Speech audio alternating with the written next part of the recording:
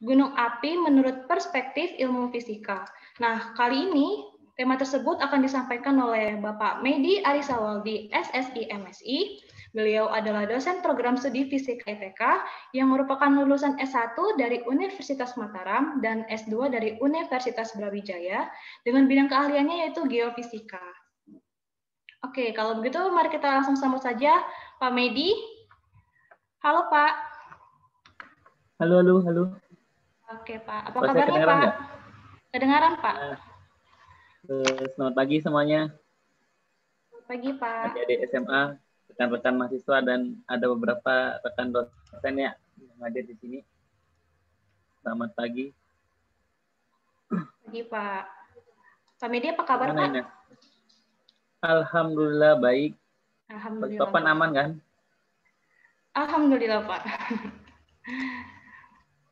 Baik Pak, gimana Pak? Apakah sudah siap Pak? Rumah. Oke, bisa saya share screen ya. Baik Pak, waktu dan layar saya persilakan Pak.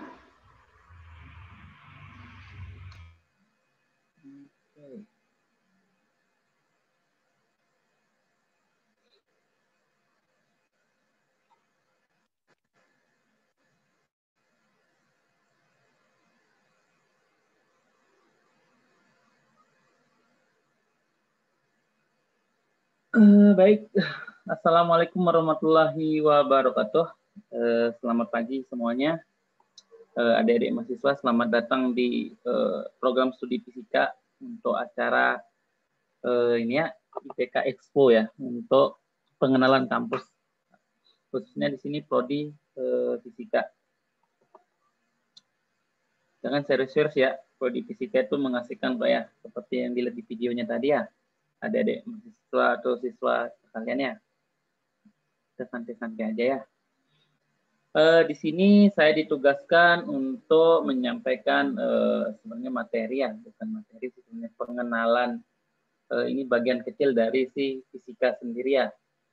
Karena kemarin kita banyak melihat gunung api yang meletus di sana sini ya. Terus ada gempa bumi dan sebagainya. Terus ada beberapa bencana alam ya. Makanya kami berusaha mengangkat materi terkait tentang gunung api. Nah, sekarang seperti yang dilihat di posternya, gimana sih kita meramalkan katanya, meramalkan si gunung ini secara embah-embah fisika gitu ya. Kita bisa jadi embah untuk mengganti Mbah Marijan gitu ya. Suara saya kedengaran kan ya? Baik. Di situ kita akan melihat nanti ya bagaimana sih ilmu fisika itu kalau mau melihat si gunung api itu sendiri ya. Padahal dia itulah gunung gitu ya, bentuknya seperti itu yang indah kalau kita senang naik gunungnya. Mungkin ada adik-adik siswa atau adik-adik mahasiswa yang senang naik gunungnya. Kalau di Kalimantan mungkin nggak ada ya. Kalau saya sudah beberapa gunung yang sudah saya daki ya waktu zaman-zaman jadi mahasiswa dulu ya. Di antaranya ada Semeru, Rinjani, terus Bromo ya. Beberapa dari gunung-gunung yang aktif tentunya di Indonesia. Kita mulai saja ya materinya.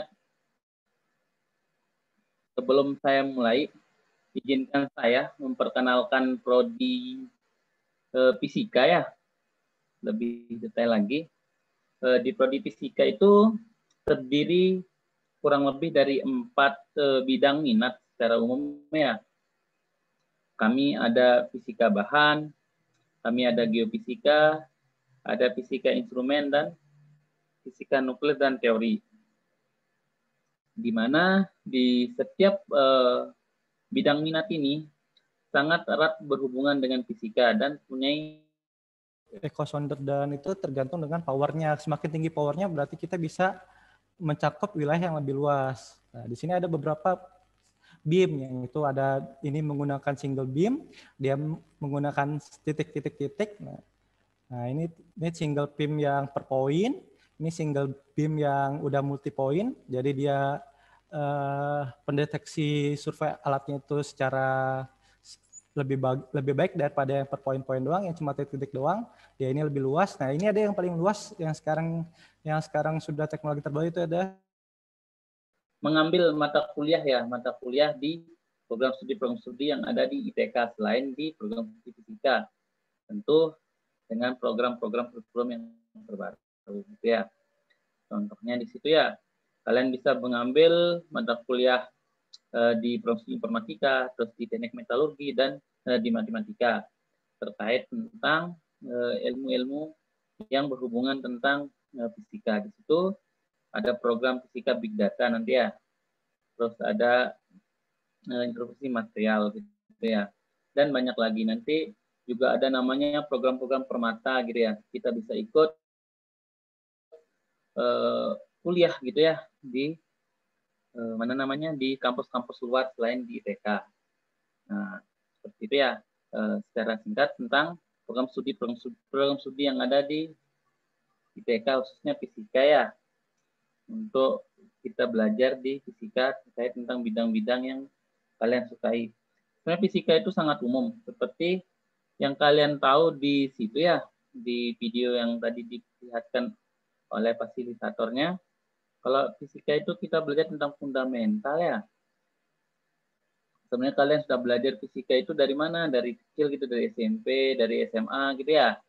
Sudah belajar, tapi kenapa harus masuk program studi fisika gitu ya? Karena kita akan lebih tahu lagi gimana sih fenomena alam gitu ya, yang sebenarnya menarik untuk kita pelajari. Sulit nggak Pak? Tentu kalau dibilang sulit, enggak sih ya. Kalau kita sudah senang sesuatu, otomatis itu tidak akan menyulitkannya.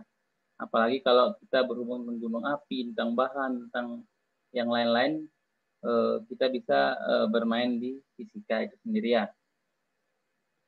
Nah, saya akan masuk ke materi gitu ya. Seperti yang kalian tahu nih ya, kalau kita bicara gunung api gitu ya, gunung api atau gunung-gunung yang ada di Indonesia ya, terdapat banyak sekali gunung di Indonesia itu sekitar 127 ya gunung api yang ada di Indonesia gitu ya. Kalian yang suka mendaki gunung, saya hampir di Pulau Jawa sudah pernah ya naik mendaki gunungnya. Yang di situ ada Gunung Bromo ya, di sini ada Bromo, terus ini ada Rinjani ya, di sini itu Gunung Semeru ya. Nah, kalau dalam proses kita mendaki, otomatis kita sangat senang ya melihat pemandangan alam, karunia Tuhan yang Maha Esa gitu ya, tentang gunung api. Apalagi Indonesia ya, sangat-sangat diberkahi oleh Tuhan tentang gunung api. Sekarang kalau kita lihat keindahan gunung-gunung di Indonesia itu sekitar 127 gunung ya, yang tersebar dari Sumatera sampai Sulawesi itu ya, sampai Irian Jaya gitu ya, tersebar jajaran pulau-pulau gunung yang ada gunung apinya gitu ya. Nah, sekarang terkait dengan fisika, selain kita mempelajari hal-hal yang terkait teori gitu ya, rumus. Kalau kalian tahu fisika itu tentang rumus gitu ya, mumet gitu ya. Ternyata tidak hanya seperti itu gitu ya. Ternyata di fisika itu kita juga bisa lakukan jalan-jalan sambil belajar gitu ya. Jalan-jalan sambil belajar, melihat fenomena alam gitu ya. Gimana sih alam-alam, terus gimana sih kita bisa melihat langsung fenomena alam yang ada di sana. Nah, gimana dengan di ITK Pak? Belajar nggak tentang ini? Ya, kita belajar. Nanti ada mata-mata kuliah ya terkait tentang keadaan-keadaan alam. Terus kita melakukan modeling-modeling dengan komputasi yang sangat bagus gitu ya. Jadi banyak sekali dosen-dosen di ITK, harusnya di fisika ya, yang sudah bisa melakukan hal seperti itu.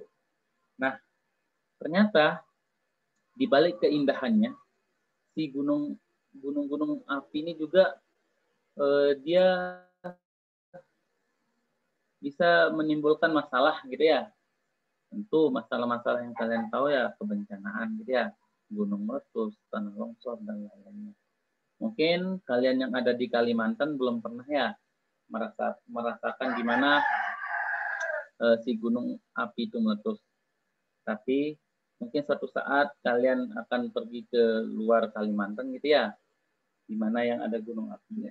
Mungkin kalian sudah bisa merasakan. Seperti kalian terakhir ada di Palu mungkin ya, terus Merapi, Semeru, Sinabung gitu ya, yang meletus. Nah, nanti kapan-kapan kalau yang senang naik gunung bisa main sama saya, kita naik gunung bareng gitu ya. Ini saya rencananya bulan depan ya, Rinjani nih, mumpung lagi di Lombok. Nah, ini terkait tentang si gunung api itu meletus ya.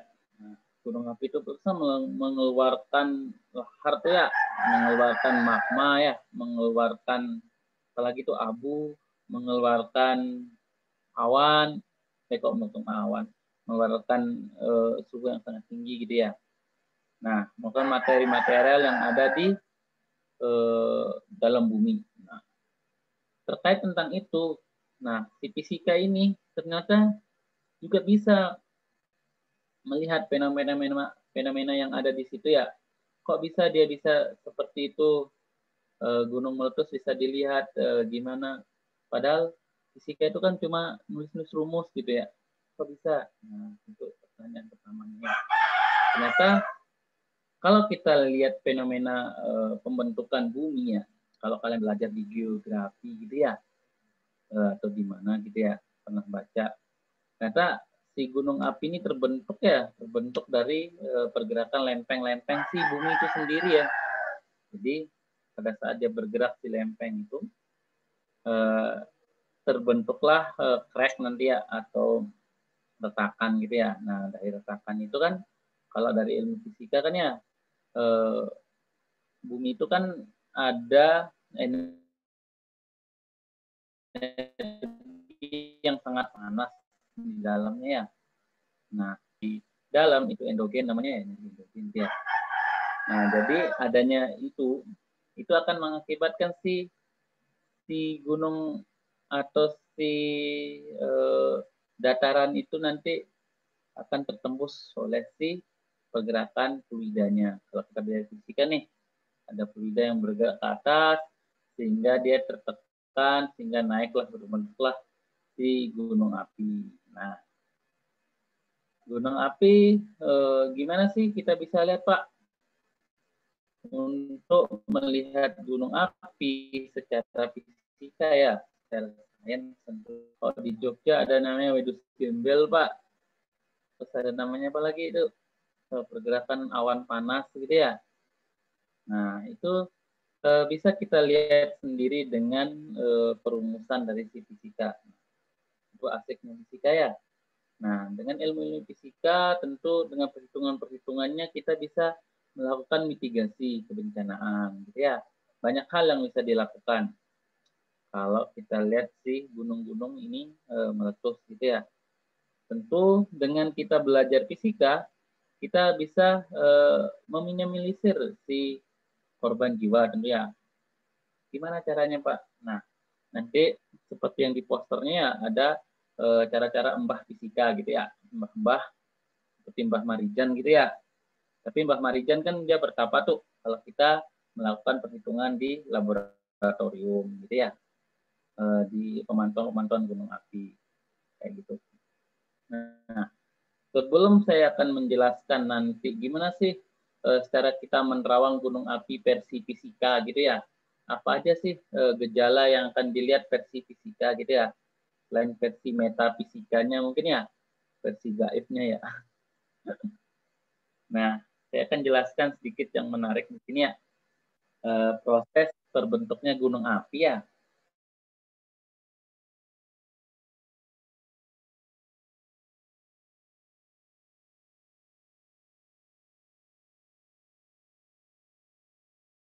Gunung api ini sendiri. Kita ini pernah dengar ini nggak? Apa sih namanya? Pernah dengar tentang Ring of Fire gitu ya? Atau cincin api dunia gitu ya? Indonesia itu terletak di situ. ring of fire. Jadi sekitar 13% gunung api dunia itu berada di Indonesia.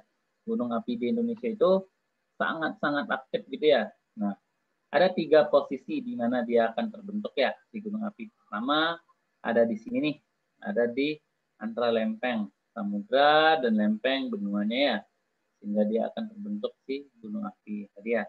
Ada rekahan, terus ada juga terdiri di jalur tumbukannya, zona tumbukannya, terus ada terjadi di titik-titik panasnya ya, atau namanya adalah kalau kalian pernah dengar Hawaii gitu ya. Nah, kayak Hawaii itu kayak gini, dia terdiri di hotspot gunung api gitu ya. Dia akan terbentuk kayak gunung api itu berjalan gitu. Nah, gimana fisikanya Pak? Nah, fisikanya ada di sini nih. Nah, kalian bisa hitung. Gimana cara menghitungnya? Tentu dengan bantuan komputasi nanti ya. Nah, bisa aja kita hitung sendiri. Anak-anak fisika teori bisa menghitungnya nanti ya. Kalau yang belajar bahan, untuk apa yang dipelajari di bahan? Yang dipelajari ini bahan-bahan yang keluar di sini. Terus gerakan-gerakannya kayak gimana. Terus instrumentasi. Nah, instrumentasi apa yang dilihat? Tentu alat untuk merekamnya ya. Kita butuh teman-teman dari instrumentasi. Gitu. Nah, pergerakan-pergerakan gunung api ini yang harus kalian tahu sebagai generasi milenial gitu ya. Nggak hanya melihat di TV gitu ya, gimana sih pembentukan si gunung api dan ya. Terus gimana gunung api itu bisa mempengaruhi kehidupan kita. Tahu ceritanya ini nggak sih Gunung Tambora, Gunung Samalas. Nah, Gunung Tambora itu konon katanya ya dia meletus sekitar nilainya 9 KI namanya ya, vulcano indeksnya ya. Itu bisa membuat Eropa itu sendiri bisa ini apa namanya, negeri di Eropa sampai dia tidak gelap gitu ya, sampai dia nggak bisa cuacanya berubah gara-gara gunung di NTB yang namanya si Tambora itu meletus gitu ya. Nah, bisa mempengaruhi atmosfer gitu ya. Nah, itu dari sana bisa kita melakukan modeling si gunung api. Sekarang yang terbaru yang lagi hit di dunia gunung api itu gunung-gunung yang di Jawa ya. Ada Gunung Merapi, terus Sinabung khususnya di Sumatera juga ya. Lagi senang meletus gitu ya. Nah, gitu ya. Nah, saya akan coba menjelaskan ini ya, gimana sih cara kita melihat fisika gitu ya, yang kalian tunggu-tunggu gitu ya. Versi orang fisika itu seperti apa sih Pak? Kalau kita ingin melihat gunung api itu, tadi kan versi yang kalian lihat secara umum. Sekarang nih, Mbah Fisika nih akan melihatkan gimana cara melihat si gunung api itu secara perspektif fisikanya. Nah, saya akan mulai dari ini adalah Indonesia gitu ya, banyak banget ya. Nah, ada dari ujung Sumatera sampai Sulawesi sini ya. Ini namanya gugus ring of fire gitu ya. Nah, di Kalimantan sini nggak ada gitu ya. Tapi kalau di sini meletus otomatis di Kalimantan juga kena lah abu-abunya sedikit gitu ya. Kalau di Sulawesi sedikit gitu ya. Nah, untuk mencegah itu, bukan mencegah sih, meminimalisir keadaan kita seperti itu ya. Kita perlu tahu apa aja yang harus kita lakukan gitu ya. Nah, saya akan contohkan di sini menurut penelitian-penelitian yang sudah dilakukan gitu ya. Salah satu gunung api yang di Indonesia yang saya akan jadikan contoh untuk melihat gimana sih kita bisa melihat pergerakan gunung api khususnya di Indonesia gitu ya. Kita belajar. Nah, ini Indonesia merupakan negara yang banyak memiliki gunung api baik aktif maupun tidak aktif di darat maupun di laut. Gunung api di Indonesia terbentang dari timur Sumatera, Jawa sampai ke Sulawesi tadi ya. Nah, saya akan contohkan di sini salah satu gunungnya adalah Gunung Bromo ya. Ini foto Gunung Bromo yang saya ambil sendiri ya, fotonya. Saya waktu 2015 dulu pernah main ke Bromo gitu ya, melakukan riset kecil-kecilan gitu ya terkait gunung api. Dia sedang melakukan aktivitasnya, terus gitu ya. Nah, Gunung Bromo ini terletak di Probolinggo gitu ya, di Jawa Timur, studi kita ya. Nah, itu dia melakukan erupsi 50 kali sepanjang sejarahnya dia dari tahun 1876 kalau nggak salah ya. Gunung Bromo itu tercatat di zaman Belanda. Orang-orang Eropa itu banyak banget belajar tentang gunung api.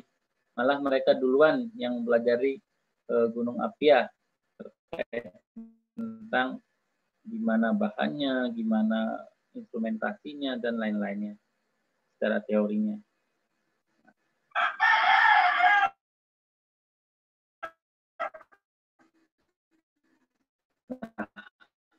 Pada saat dia meletus Bromo ini, kalau Gunung Bromo itu kalau sedang musim hujan, dia kan di kawahnya itu kan tertampung air yang sangat banyak, ya, fluida yang banyak. Terus karena ada tekanan dari dalam, otomatis karena dia penuh ya, dia akan terdorong keluar ke atas. Itu akan menimbulkan dia menjadi erupsi. Nah, erupsi sendiri terbagi macam-macamnya. Ada namanya erupsi impulsif, eksklusif, campuran, sentral, dan lain-lainnya. Kalau kita melihat impulsif, berarti dia cuma guguran atau lelehan saja. Kalau kita melihat eksklusif, Pak, nah sering kalian dengar tuh, gunung api meletus secara eksklusif, berarti dia meletus sangat tinggi dengan energi yang sangat tinggi. Yang pernah dengar gunung Kelut ya, meletus dengan sangat besar ya. Malah di sekitar gunung Kelut dulu nggak terjadi kilo dari sana gitu ya, di bawah sana. Nah, ini erupsi Gunung Bromo sekitar tahun 2015-2016 gitu ya. Nah, ini sekarang inilah si embah-embah fisika beraksi gitu ya. Analis apa yang bisa dilakukan selain kita melakukan pertapaan di laboratorium kita ya. Kita bertapa melihat gunung api itu. Nah, yang bisa kita untuk meramalkan keadaan gunung api adalah menganalisis tremornya. Nah, baru dengar kan tremor vulkanik? Nah, ini menarik ya. Di tremor ini ternyata dia akan menyimpan informasi penting yang ada di gunung api gitu ya. Gimana pergerakan-pergerakan. Nah, untuk melihat tremor ini apa yang dilihat, Pak? Kalian pernah belajar gelombang kan ya? Nah, karena nanti di fisika kita belajar gelombang. Terus belajar gimana pergerakan gelombangnya. Itu akan melihat informasi-informasi terkait tentang informasi fisik yang ada di gunung api. Kalian pernah mendengar amplitudo, energi, terus frekuensi. Nah, itu semua akan mempengaruhi nanti ya. Itu bisa mempengaruhi keadaan di gunung api. Lah, saya belajar di SMA cuma rumus saja, Pak. Ya, misal frekuensi sama dengan gitu ya. Nah, sekarang di sini pengaplikasian rumus-rumus yang kalian dapat di SMA itu di sini, gitu ya, di alam. Nah, tremor itu bentuknya kayak gini. Nah, apa itu Pak? Kok kayak nggak jelas gitu ya? Nah, ternyata informasi si gunung api itu bisa meletus, akan meletus, bisa dilihat dari si gelombang ini gitu ya. Sebagai embah fisika, kita bisa lihat, bisa memprediksi, bukan memprediksi sih, bisa melihat pergerakannya. Kita nggak tahu kalau memprediksi, belum ada ya yang bisa memprediksi, tapi kita dari pergerakan tremor itu mengindikasikan bahwa si magma atau si pergerakan bawah permukaannya itu sudah berada di mulut gunung apinya. Nah, entah dia meletus atau tidak kita belum tahu ya. Tapi kita sudah bisa melakukan evakuasi atau mitigasi kebencanaan kalau sudah muncul si sinyal seperti ini. Nanti ya, gimana cara dapatnya Pak? Nanti saya jelaskan, ada di sini. Nah, di sini apa lagi nih? Nah, terus ada analisis, banyak analisisnya nanti ya. Salah satunya analisis bentuk gelombangnya, polarisasi namanya. Kalau mau tahu nanti belajar di fisika gitu ya. Nah, di sini kita bisa melihat kedalaman tremornya, terus gunung apinya seperti apa, kayak gitu ya. Nah, itu ini penelitian-penelitian terdahulu ya. Pernah dengar Mbah Rono nggak? Mbah Surono gitu ya. Nah, ini Mbah Surono yang biasa kalian dengar orang-orang kalau Gunung Meletus pasti beliau yang. Nah, beliau sudah meneliti tentang hal ini di tahun 2000 ya, bayangin. Tahun 2021, 21 tahun yang lalu beliau sudah bisa melakukan ini. Nah, untuk kita juga harusnya bisa ya melakukan hal seperti ini. Nah, setelah tadi kita lihat bagaimana sih tremor. Nah, untuk mengidentifikasi tremor itu kayak gimana, Pak? Nah, tentu di fisika kita akan belajar tentang gelombang. Nanti bisa tanya kakak-kakaknya di fisika ya. Ada gelombang seismik namanya. Nah, gelombang seismik itu ada dua ya. Ada gelombang permukaan, ada gelombang bodi namanya ya. Nah, gelombang bodi itu dibagi dua lagi, gelombang P, gelombang S. Terus ada juga yang namanya yang suka cinta-cinta ya, ada gelombang love namanya. Nah, gerakannya dia seperti sejajar dengan permukaannya. Itu segi fisikanya ya. Terus ada gelombang lelik namanya ya.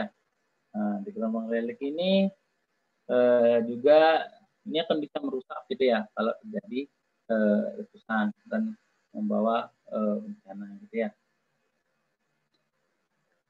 Nah, kalau kita lihat gempa vulkanik itu ya terbagi jadi beberapa gitu ya.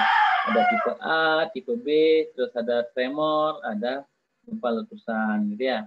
Ini beberapa contoh gunung-gunung yang ada di dunia ya. Khususnya di Jepang ada Usu, Hapen, ada Kilauea di Malaysia ya kalau nggak salah ya. Terus ada Sakurajima dan lain-lain gitu ya. Oke, lagi ya. Lagi kok. Baru aja mulai ini, udah. Ini aktivitas gunung api. Nah, yang ingin saya jelaskan tadi tremor ya. Nah, tremor vulkannya kayak gini. Jadi dia bisa melihat gelombangnya terus. Nah, dengan ilmu fisika, nah kita bisa lakukan pemodelan seperti ini ya. Kita bisa lihat frekuensinya seperti apa. Kalau kalian masuk di fisika gitu ya. Tremor vulkanik merupakan getaran terus-menerus berapa menit terjadi karena ada gerakan magma atau gas. Nah, ini tremor vulkanik ini sebagai pengindikasi bahwa adanya pergerakan si magma di gunung api. Nah, nanti kalian gilirannya menjadi mbah-mbah di gunung api. Tentu dengan bayaran yang sangat mahal gitu ya. Kalau kalian mau main di gunung api. Nah, ini klasifikasi tremornya ya. Ada dua, ada namanya tremor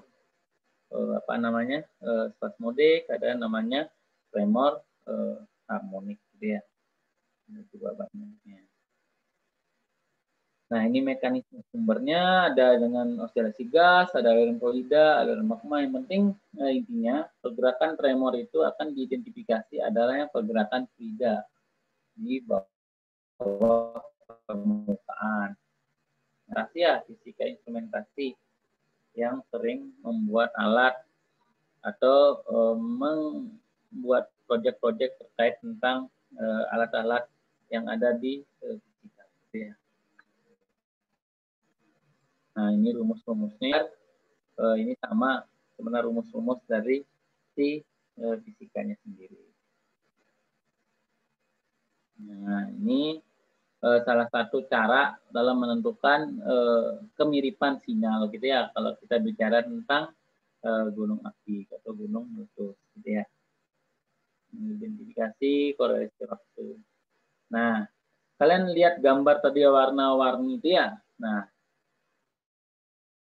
ini rumusnya yang dia. Nah, jadi ada bentuknya gelombang diubah menjadi ditransformasi menjadi frekuensi. Gitu ya. Ini nanti kalau kalian di fisika ini asik ya. Pasti kakak-kakaknya yang di fisika tahu semua yang gini. Kalau nggak tahu, mereka belum boleh tidur gitu ya. Nah, Nanti kita akan lihat software-software yang digunakan ya. Ada MATLAB, ada GUI-nya, terus ada Geopsy, terus ada Origin ya, ada Global Mapper dan lain-lainnya.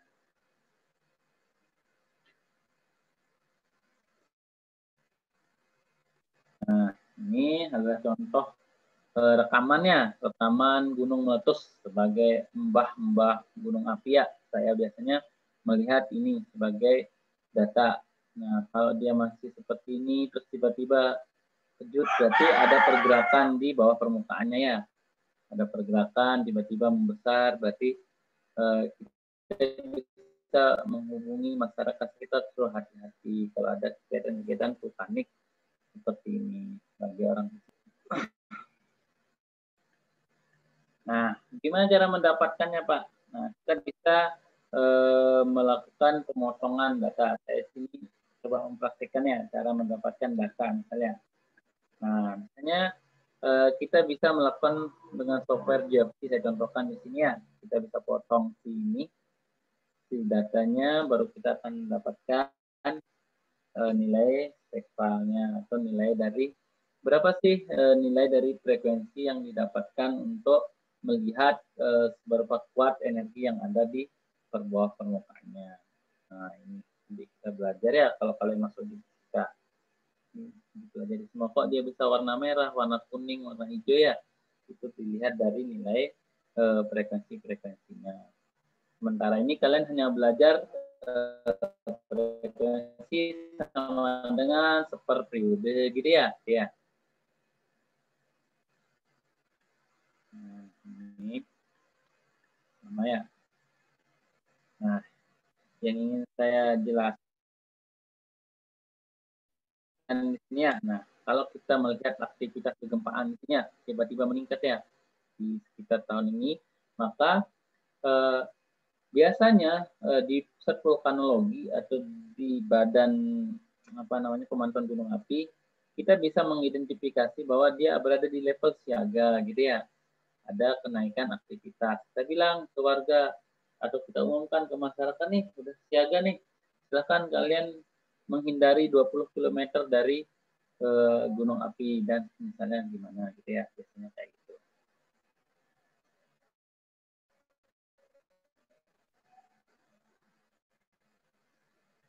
Nah, ini menguatkan bahwa kita bilang ini siaga, tapi kita tidak lakukan analisis.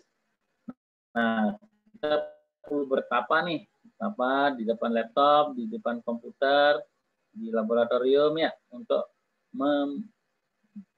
memberitahu kepada masyarakat gitu ya, bahwa gunung ini akan meletus atau dia kita identifikasi bahwa dia sudah terjadi pergerakan magma. Kalau meletus atau tidaknya, kita belum tahu ya, tergantung dari kekuatan dari bawah permukaannya. Gitu ya. Kita cuma bisa mengidentifikasi sebatas berapa frekuensi yang bisa didapatkan. Kayak gitu ya. Ini juga frekuensinya ya, sama kayak tadi ya. Nah, ini analisisnya yang dilakukan ya.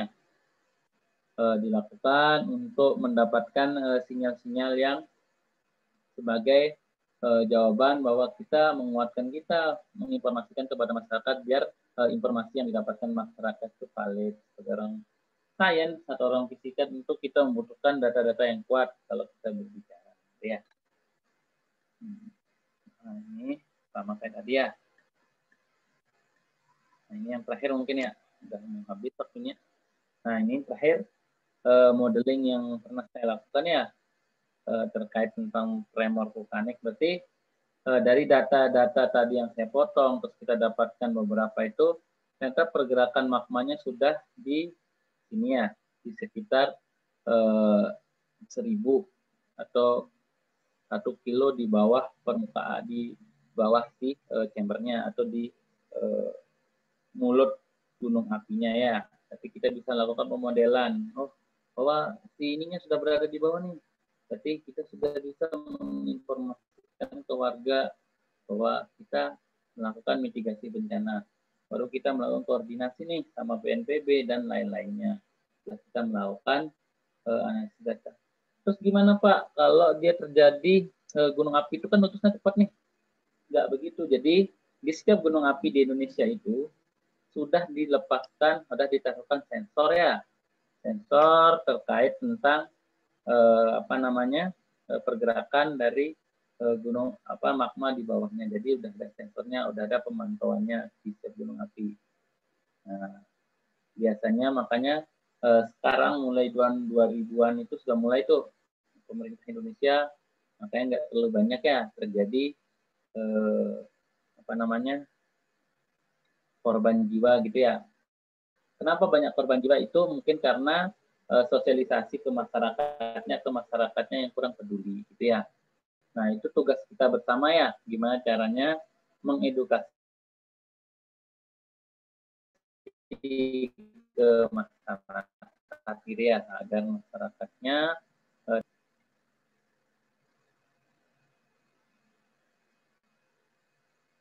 Pak, sebenarnya gimana sih cara melihat aktivitas gunung api yang harus melihat? Oh, nanti saya jawab ya Kak Dian ya, bisa.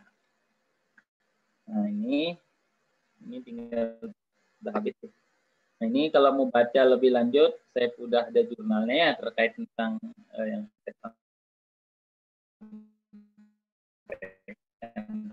tadi ada di sini, ada di nasional dan di jurnal internasional satu ya, yang sudah diterbitkan.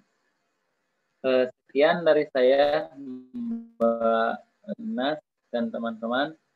Kita bisa mulai ke sesi tanya jawab. Kalau ada pertanyaan, silahkan. Saya akan mencoba menjawabnya. Gimana? Silakan Mbak Inas. Ya, baik Pak. Mungkin setelah ini kita sesi games dulu ya Pak. Baru setelah itu kita ke sesi tanya jawab Pak. Atau saya jawab pertanyaan, ada pertanyaan tadi gimana? Tadi ada pertanyaan kayaknya di chatnya. Kita games dulu ya Pak, supaya mendinginkan otak teman-teman nih Pak. Oh, oke, siap. Ya Pak. Oke. Ini saya stop screen ya, berarti ya? Ya Pak, baik Pak. Sabar ya, nanti saya jawab satu persatu ya, karena gunung api cukup menarik ya, kita belajar terkait tentang fisikanya ya. Baik Pak. Nah, itu tadi telah kita simak bersama ya teman-teman pemaparan materi tentang meletusnya gunung api menurut perspektif ilmu fisika. Nah, gimana nih teman-teman? Masih pada semangat nggak? Masih dong ya? Nah, setelah ini kita akan adakan sesi games untuk mendinginkan otak teman-teman dulu. Kita main bareng ya. Kalau gitu mungkin kita langsung aja masuk ke sesi ice breaking yang akan dibawakan oleh Kak Yosef. Halo Kak Yosef. Halo Kak Inas. Oke, apakah sudah siap Kak? Sudah dong. Oke, waktu dan layar saya persilakan Kak. Oke, terima kasih.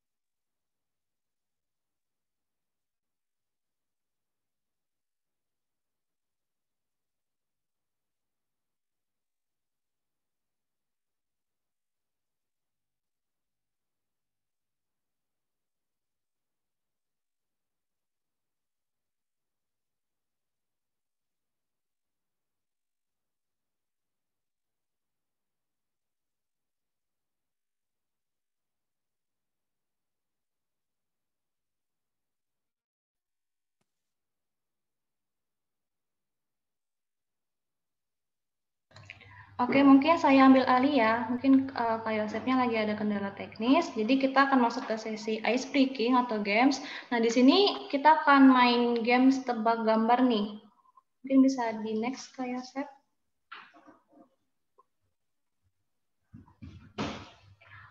Nah, jadi ini ada aturan ice breaking.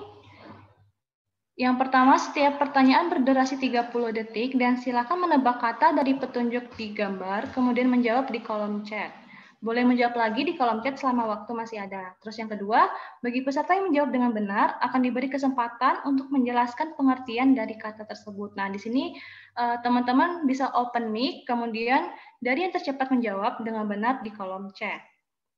Nah, yang ketiga nih yang paling menarik nih, ada hadiah saldo elektronik untuk 3 peserta yang mampu menebak dan menjelaskan pengertian dari kata yang ditebak dengan benar. Wah, ini menarik banget nih ya. Pokoknya jangan sampai salah ketik ya teman-teman. Oke. Bagaimana Kak Yosef, apakah sudah bisa?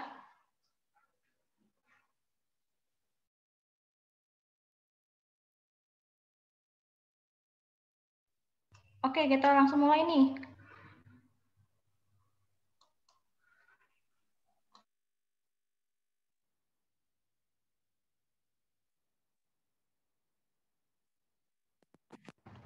Oke, gimana teman-teman? Sudah pada bisa? Nah, oke. Mohon maaf ya, tampaknya waktu sisa 5 detik lagi nih. Saya harap teman-teman sudah paham semua ya aturannya. Silahkan kalau bisa ketik di kolom chat. Wah, sepertinya banyak yang masuk ini chatnya. Oke, tapi waktunya sudah habis. Kalau teman-teman belum bisa menjawab, mohon maaf ya, mungkin di lain kesempatan nih, saya akan nampilkan jawabannya. Jawabannya adalah amplitudo. Mantap ya, luar biasa. Masih gampang nih, tapi kita lihat dulu nih siapa yang paling cepat menjawabnya. Oke, ternyata ada saudara Wangga. Oke, apakah saudara Wangga bersedia untuk menjelaskan pengertian dari amplitudo ini? Nanti ada hadiah menarik kalau berani menjelaskan. Silakan kalau berani, open mic. Baik. Assalamualaikum warahmatullahi wabarakatuh. Apakah terdengar suara saya? Terdengar. Silakan. Ya. Jadi dari sebuah gambar ini saya dapatkan amplitudo. Jadi amplitudo itu jarak titik terjauh dari suatu gelombang. Oke, boleh ya, mantap. Terima kasih. Hebat ya. Oke, satu pertanyaan sudah kita selesaikan. Untuk teman-teman yang masih belum bisa menjawab, masih ada kesempatan lain. Oke, sudah pada siap semua ya? Sudah? Kita mulai. 1, 2, 3. Nah, kira-kira apa ini ya? Kata dari 2 gambar petunjuk ini. Silakan.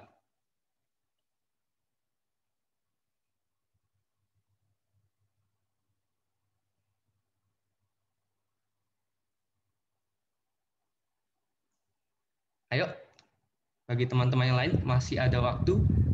5, 4, 3, 2, 1. Oke, waktu habis. Pada bisa? Bisa ya? Oke, kita reveal jawabannya adalah gravitasi. Nah, sekarang siapakah peserta yang beruntung menjawab dengan cepat? Ada saudara Afif Rafandi. Silakan, apakah Afif Rafandi mau menjelaskan pengertian dari kata gravitasi menurut saudara? Ya, Kak. Jadi gravitasi itu adalah fenomena alam di mana semua hal itu memiliki massa atau energi di alam semesta. Itu, Kak. Oke, boleh ya. Sip, mantap.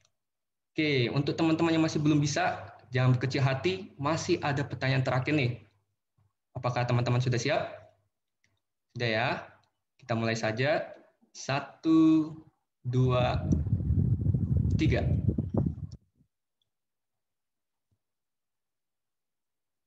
Oke, kira-kira apa nih? Wah, agak lama ya, agak susah ini berarti.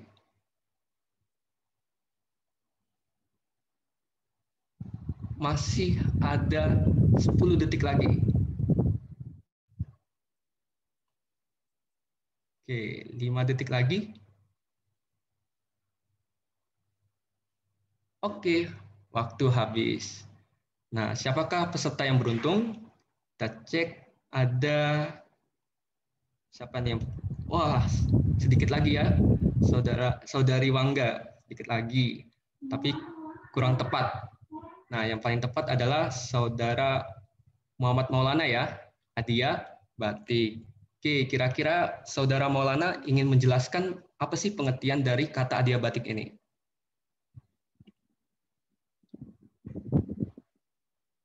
Silakan, saudara Maulana, apakah ingin menjelaskan? Kalau tidak, kita lempar ya. Kita lempar ke saudari Wangga. Tapi sepertinya saudari Wangga sudah ya. Kita kasih kesempatan yang lain dulu nih. Ada saudari Nida Aziza. Apakah Saudari Nida Aziza ingin menjelaskan kata adiabatik? Wah, sepertinya katanya terlalu susah ya. Gimana? Oke, kita lempar lagi. Terakhir ada Saudari Anissa ya. Gimana Saudari Anissa, apakah ingin menjelaskan kata adiabatik?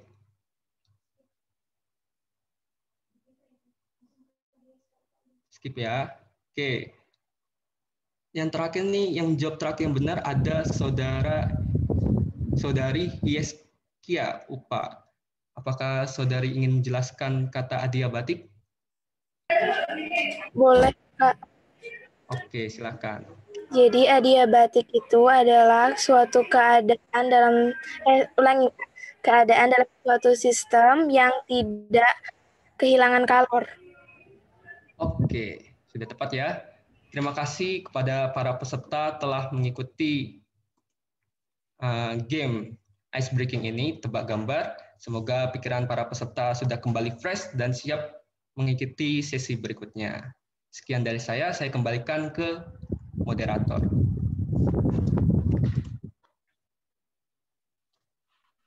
Baik, terima kasih Kak Yosef atas games-nya.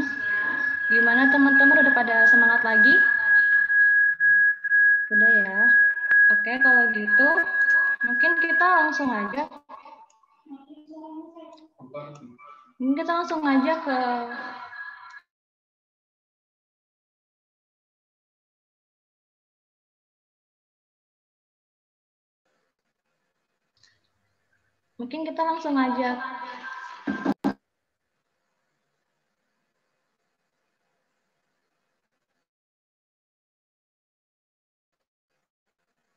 Oke, mungkin kita langsung aja.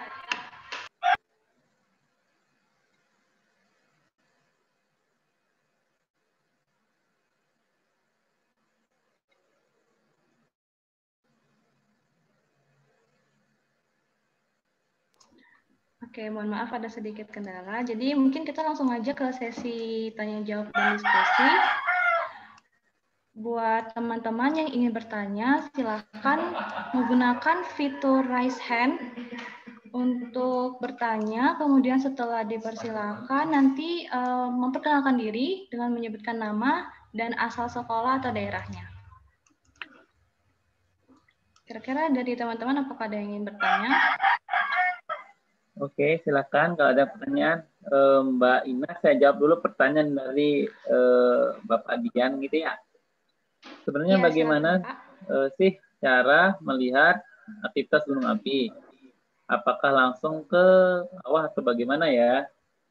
Nah, seperti saya jelaskan tadi ya, kalau kita ingin melihat aktivitas gunung api, di gunung api itu sudah dipasangkan sensor-sensor ya, sensor-sensor terkait tentang gelombang gitu ya.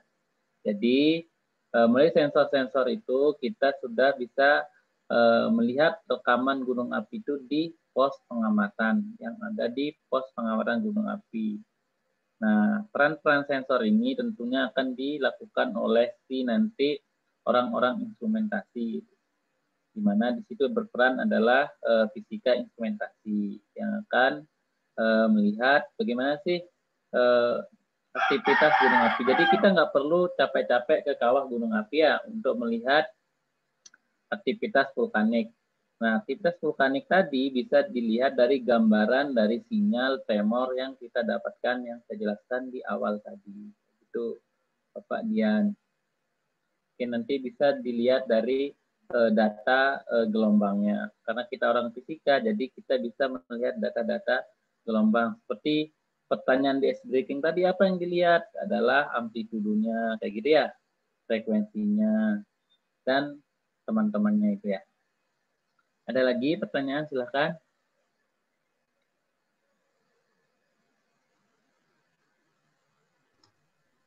Oke, baik Pak. Terima kasih atas jawabannya Pak. Ini juga sudah ada yang angkat tangan nih Pak dari Anissa. Silahkan. Halo. Halo Anissa. Halo. Ya, halo Anissa. Asalnya dari mana nih? Asal mana Balikpapan? Oke, silakan Anissa. Mau bertanya, kenapa di Kalimantan itu tidak ada gunung? Oke, baik. Bagaimana Pak? Langsung jawab saja Pak.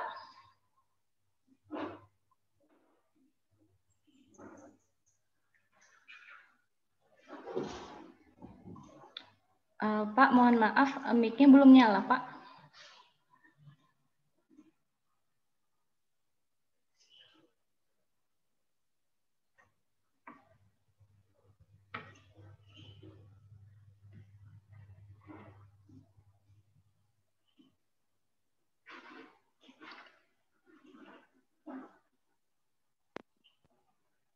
Tes. Iya, Pak, masuk. Iya, Pak, masuk. Bisa, Pak. Bisa. Oke, Anissa. Kenapa kok di Kalimantan itu tidak ada gunungnya? Padahal dia terletak di Indonesia, gitu ya. Nah, karena kalau kita lihat posisinya Kalimantan, kalau kita lihat ini ya, lempeng gunung api, samudra dan lempeng benua itu, Kalimantan itu berada di luar lempeng itu. Jadi dia tidak ada tempat pertemuan dari si lempeng benua dan lempeng samudranya, sehingga tidak terdapat pergerakan lempeng di situ. Tapi di zaman dulu katanya Kalimantan itu terdapat gunung api, tapi gunung api tipe C, Anissa. Jadi gunung api itu ada 3 tipe ya. Ada tipe A, tipe B, dan tipe C. Jadi tipe C itu termasuk dalam gunung api purba yang sudah tidak aktif kayak gitu. Kenapa tidak aktif, Pak? Karena adanya pergerakan di bawah, kan pergerakan magma, pergerakan energi itu sangat dinamis tuh. Jadi sudah bergerak ke arah yang berbeda kayak gitu karena tidak ada aktivitas magma vulkanik di bawahnya kayak gitu, Anissa. Secara geologi ya.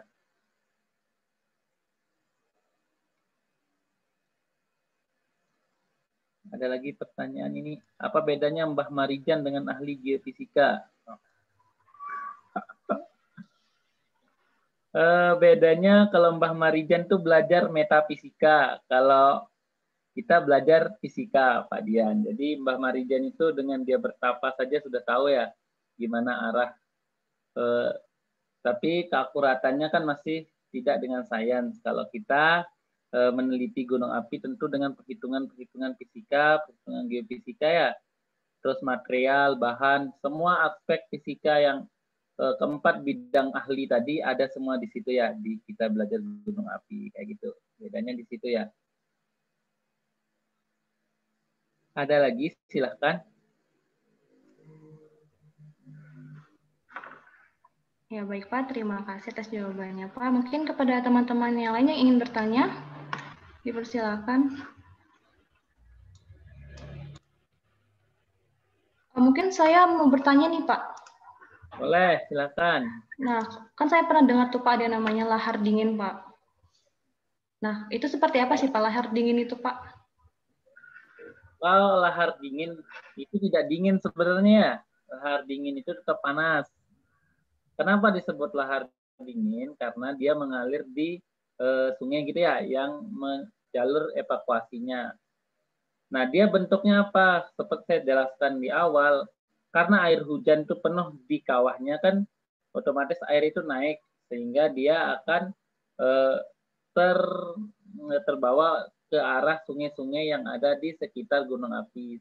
Kenapa disebut lahar dingin? Karena tidak berbentuk seperti lahar ya, seperti magma yang kalau dia meleleh kan bentuknya seperti batu panas gitu ya, tapi ini bentuknya air. Lahar dingin juga biasanya disertai dengan awan panas gitu ya. Kalau di Jogja itu wedus gembel. Ini juga ada lagi, kalau kuliah di fisika, apakah kita akan melakukan lapangan di gunung api? Ya, kita setiap tahun itu kita mengadakan kuliah lapangan kalau di fisika ya. Kalau tidak ada pandemi, kita biasa melakukan kuliah-kuliah lapangan ke daerah geologi. Yang terakhir kami dulu melakukan kemana ya, Yosep ya? Kalau ke terakhir itu kita ke daerah ibu kota gitu ya, daerah ke seberang gitu ya, Balikpapan seberang di PPU ya untuk melihat geologinya. Tapi saya punya rencana nanti ya kalau sudah kita tidak pandemi, kita melakukan kuliah lapangan gitu ya ke daerah gunung api khususnya di Jawa. Kalau kita ada dana dari ITK gitu ya, dari kampus, kita bisa mengadakan perjalanan untuk melihat daerah-daerah yang ada gunung api biar melihat langsung nih. Ini loh keadaan gunung api yang ada di Indonesia. Ayo kuliah di fisika gitu ya. Gitu, Inas. Silakan, ada yang lain? Ya, baik Pak. Terima kasih atas jawabannya, Pak. Oke, mungkin buat teman-teman yang lain yang ingin bertanya, dipersilakan. Ada SMA, silakan. Di fisika ITK nggak hanya geofisika ya, kita punya banyak 4 bidang minat tadi ya, yang tertarik tentang alat, instrumen, main robot, terus teori dan banyak hal ya yang bisa dipelajari fenomena alam yang ada di fisika sebenarnya.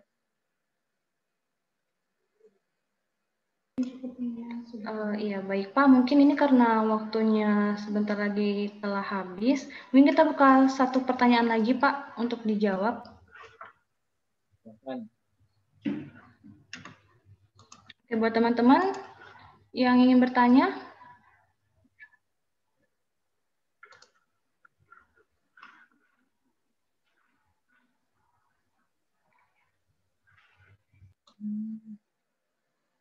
Bidang minat itu sebenarnya apa sih? Oh, jadi bidang minat itu adalah nanti kalau kalian masuk fisika, kalian bisa mempelajari secara spesifik ya apa minat kalian. Ada kalian kalau kalian minat ke teori, kalian bisa belajar fisika teori. Jadi kalian tidak akan belajar semua hal terkait tentang fisika.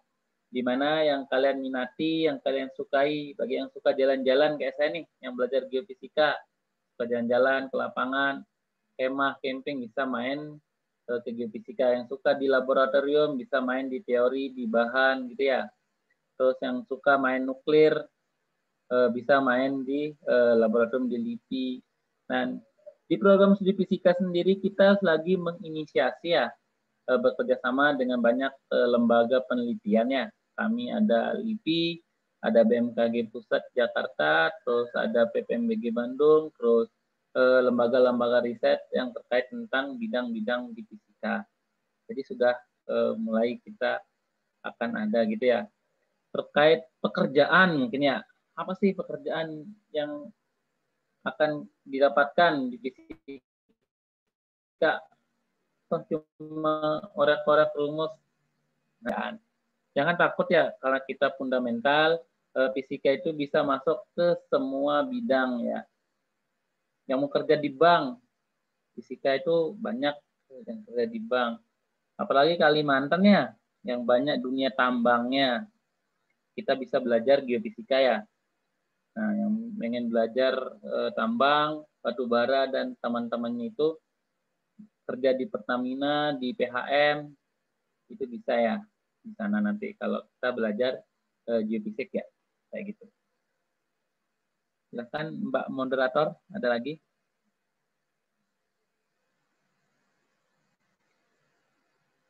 Ya baik Pak, kira-kira dari teman-teman nih ada lagi nggak yang mau bertanya?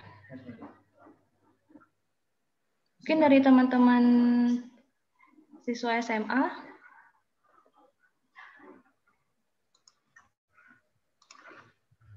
Apakah ada yang mau bertanya?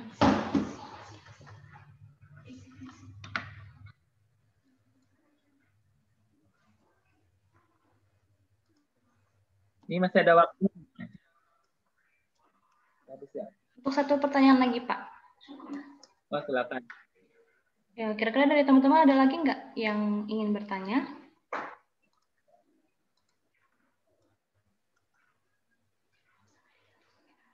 Oke, kalau misalkan tidak ada yang ingin bertanya, mungkin kita tutup saja sesi tanya jawab dan diskusinya. Nah, buat teman-teman yang tadi tidak sempat untuk bertanya, teman-teman bisa DM ke Instagram Prodi Fisika, atau buat yang mau kepo ini dan mau lebih tahu lebih lanjut tentang Prodi Fisika, bisa cek di website, YouTube, dan halaman Facebook Prodi Fisika. Nah, ini dia sosial medianya Prodi Fisika.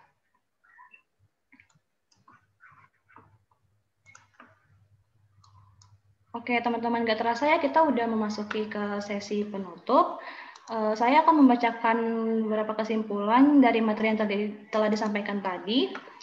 Jadi Indonesia merupakan negara yang banyak memiliki gunung api, baik yang aktif maupun yang tidak aktif di darat atau di laut. Gunung api di Indonesia terbentang dari barat ke timur, dari Sumatera, Jawa, sampai Laut Banda. Semua gunung itu berada dalam satu rangkaian busur Sunda. Nah, tadi kita juga sudah membahas nih mengenai apa itu gelombang seismik, analisis tremor vulkanis, jenis-jenis gunung api, dan bagaimana sih karakteristik tremor vulkanis itu sendiri. Nah, selain kegiatan akademik nih di program studi fisika itu juga ada banyak sekali nih kegiatan kemahasiswaan seperti Olimpiade Fisika ITK, pengabdian masyarakat, studi banding, kemudian juga ada asisten laboratorium, kemudian juga ada tadi nih yang sudah disebutkan oleh Pak Medi yaitu kuliah lapangan, dan juga buat teman-teman nih yang ingin merasakan atmosfer perkuliahan di luar kampus Prodi, di luar kampus ITK nih bisa ikut program-program yang disediakan untuk pertukaran pelajar dengan kampus lain.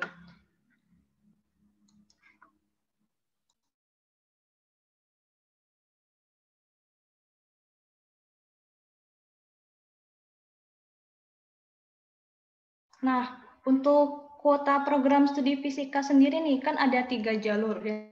Tiga jalur masuk untuk ke program studi fisika. Untuk SNMPTN sendiri itu ada 22 kuota. Kemudian ada SBMPTN 16 kuota dan Mandiri 2 kuota.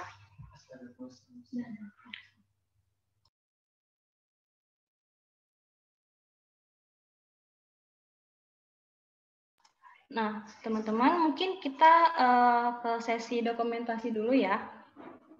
Kita foto bersama. Ayo kita nyalain kameranya yuk.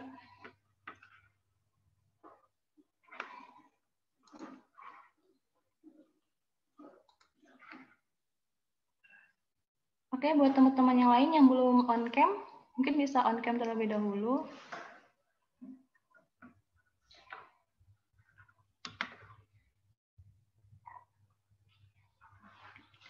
Oke, ini udah lumayan banyak nih yang on cam. Bagaimana Kak Yosep? Oke, sudah pada siap semua? Oke, saya beri aba-aba ya. 1, 2, 3. Oke. Sekali lagi nih, gaya, kita pakai gaya. Oke. Sekali lagi ya. 1, 2, 3. Sekali lagi ya. Oke, sekali lagi. Oke. Aba-aba. 1, 2, 3. Oke. Terima kasih. Oke, terima kasih. Baik, karena kita sudah di penghujung acara, saya ucapkan terima kasih kepada Pak Medi selaku pemateri, Pak Riki selaku fasil kelas, dan teman-teman semua yang telah hadir pada kelas online program studi Fisika ITK pada sesi 4 ini. Saya ingatkan juga kepada teman-teman yang